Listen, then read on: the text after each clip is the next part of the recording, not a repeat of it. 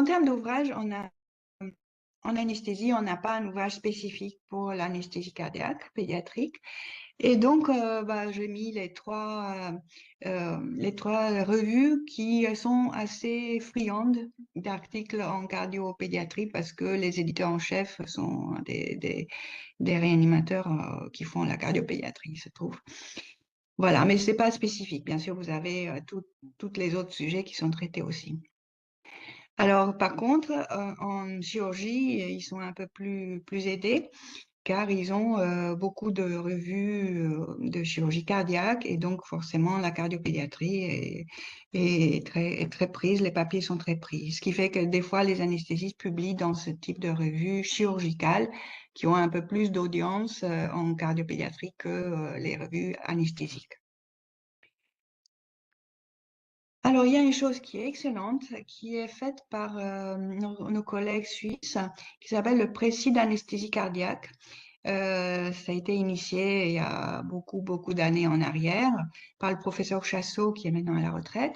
Et vous voyez, ils sont déjà à la 6e version. Il y a le professeur Betex qui a aussi énormément contribué. Et puis, je pense que c'est Yann Vogli qui va prendre le relais pour tenir à jour ce précis d'anesthésie cardiaque.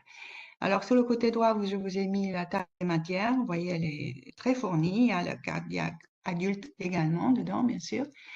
Mais il y a beaucoup d'éléments de congénital. Donc, et c'est extrêmement bien fait et c'est en ligne. Ce qui a le grand avantage de pouvoir être consulté à partir du bloc opératoire lorsque la CEC tourne. Alors, en France, nous avons cette grande association des anesthésistes réanimateurs, cœur, thorax, vaisseau, l'Arcotova, et d'ailleurs, vous avez vu, les cours de ce DU sont en ligne sur ce site-là.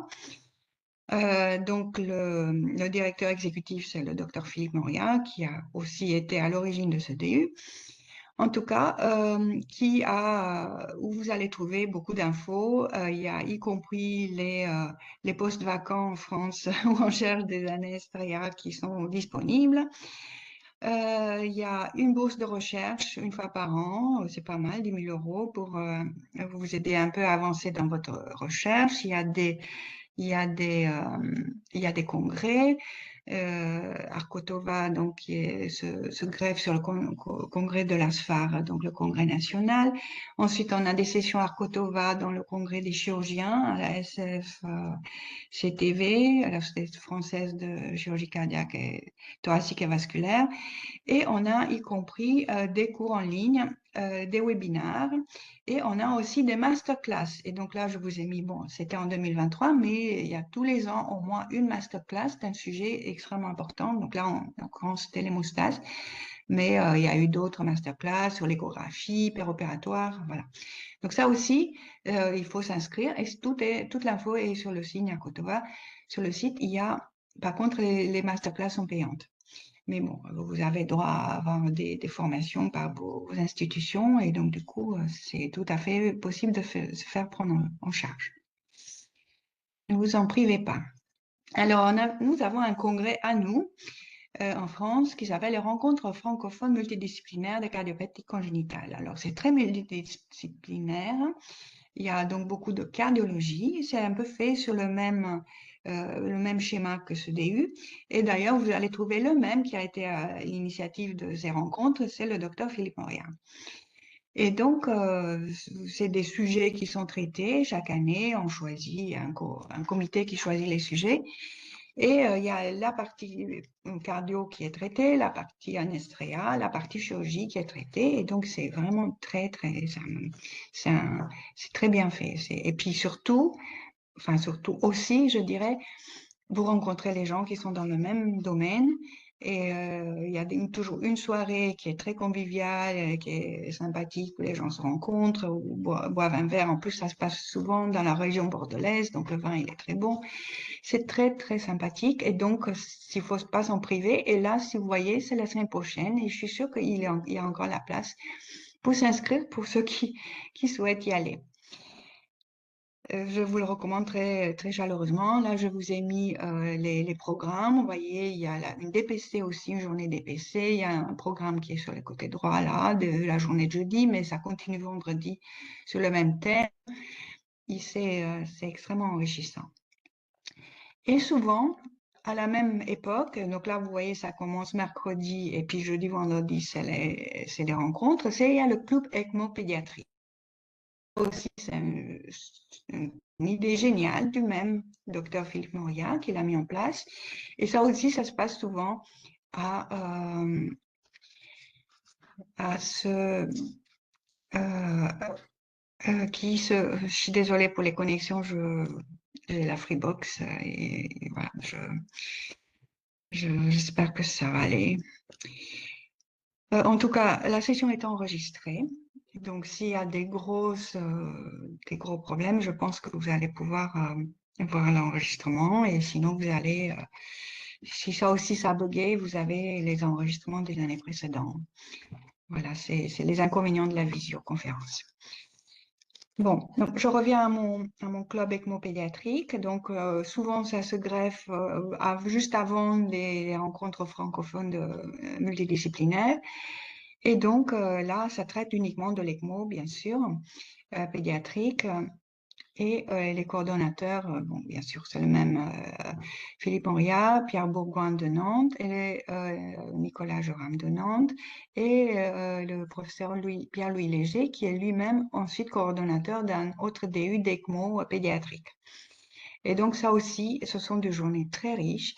Il y a une journée de formation pratique avec des perfusionnistes sur place, des simulations et une journée de formation théorique où on traite des sujets toujours d'actualité.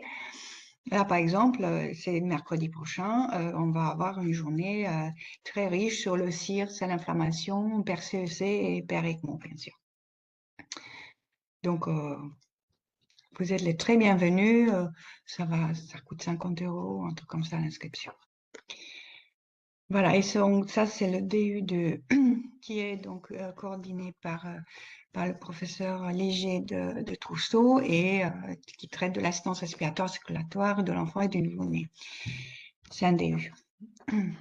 Très, très bien tenu et compris. Alors après, au niveau européen, nous avons l'Association of Cardiothoracic Anesthesiology and Intensive Care.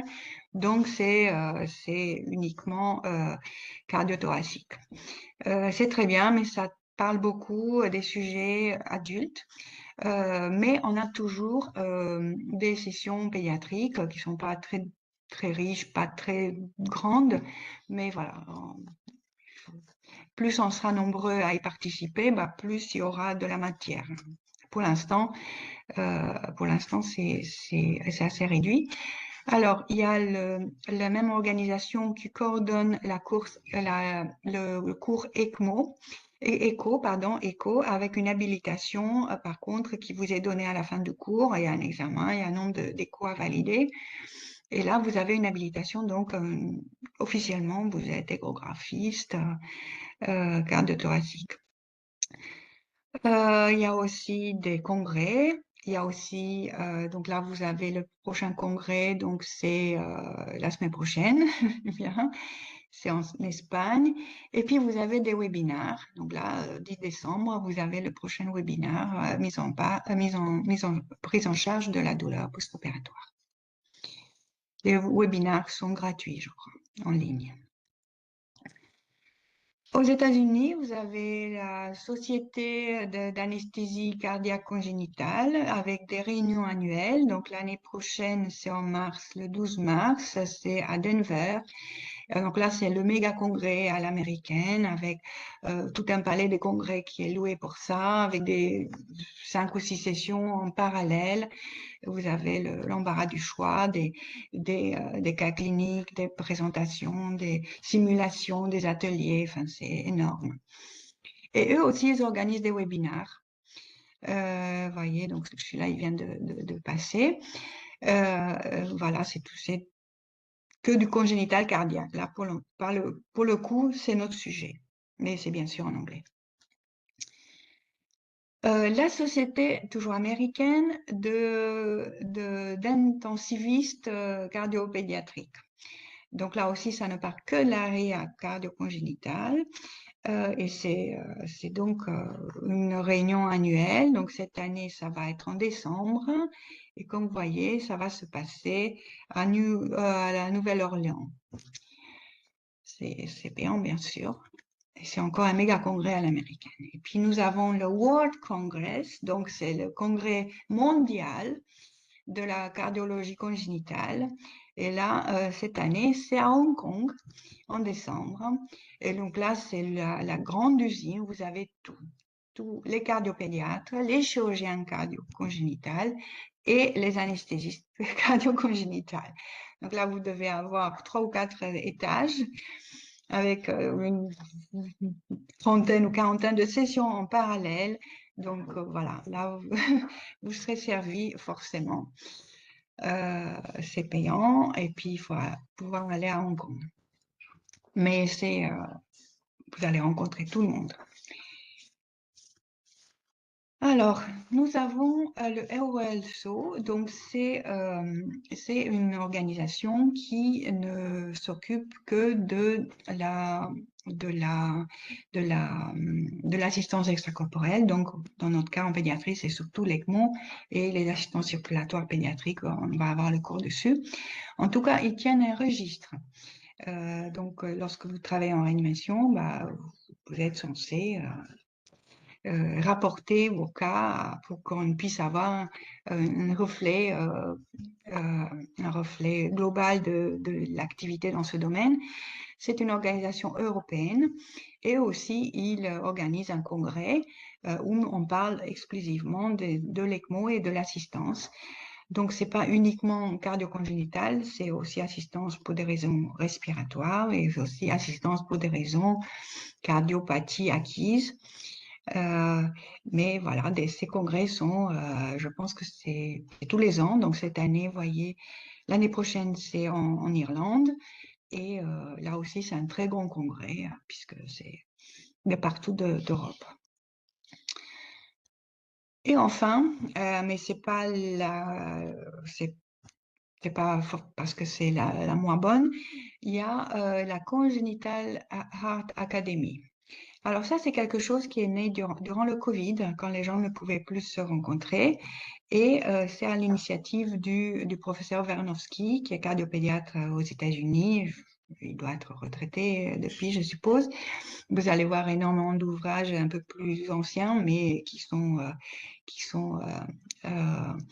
dont il est à l'origine. En tout cas, c'est c'est un grand pilier dans notre spécialité. Et donc, durant le Covid, il s'est mis en place ces webinaires. Donc, tout est en ligne, tout est gratuit, il faut juste s'inscrire et puis vous allez la connexion, mais c'est gratuit.